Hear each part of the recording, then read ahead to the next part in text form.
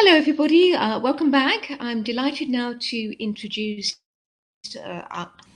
Ahmed Busnaina, who is CTO of Nano, and he's going to be presenting on a high throughput wafer printing of a nano, a microelectronics, a fab in a tool. So I'm now going to hand over to Ahmed, and I will come back at the end to take your questions. Do please leave your questions in the sidebar, and as I said, we'll be taking those live. Thank you very much, Chris. Over to you, Ahmed. Thank you. Thank you very much. Good evening in Europe and good afternoon in the US. I will be talking about a new technology about high throughput wafer printing of nano and microelectronics, what we call it a fab in a tool. So I will start first about the motivation that made us start this journey about 15 years ago.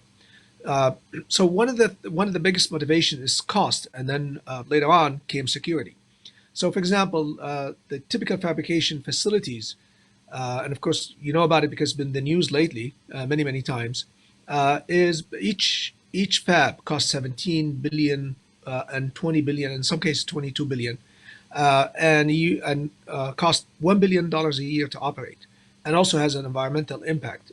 Uses lots of power, lots of chemicals, and lots of water, and this cost basically increased from the 90s when a fab reached the cost of a single fabrication facility reached 1 billion.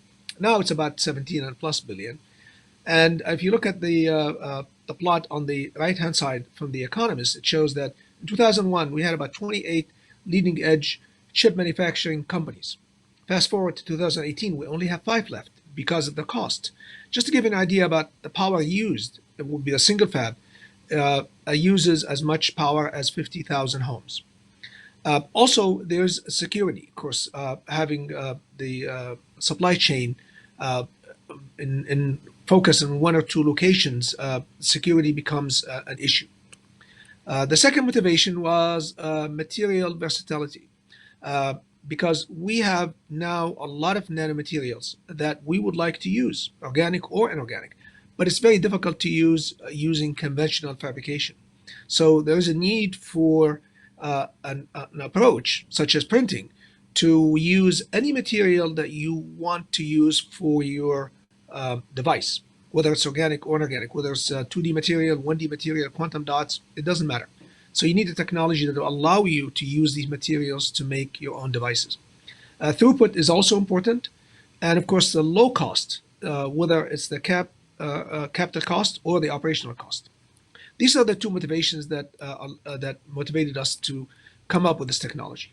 So let me just give you a very simple comparison between the printing electronics as most people know it, which is like inkjet or screen printing, and this new technology that we're talking about.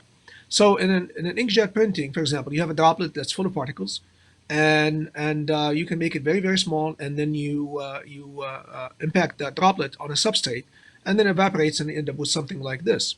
And then the jet will have to move to a line and to print. And that makes it very limited in terms of mechanical accuracy, but also limited in terms of the dot size. So the dot size would be the smallest thing you can print. In our technology, we don't use droplets. We use particles, the same particles that you use in the droplets, but we control each particle separately. And these particles can be as small as 3 nanometers in size. And that means that your resolution can be 10 nanometer or 20 nanometers. And I'll show you some examples of that. And this technology also, because it doesn't have the mechanical aspect of using inkjet or screen, you can print 1,000 times smaller than inkjet. You can also print 1,000 times faster. So let me show you one of our technologies, which is printing on flexible electronics. And we have 2 other technologies that print on silicon and rigid substrates. So let me show you the first one here.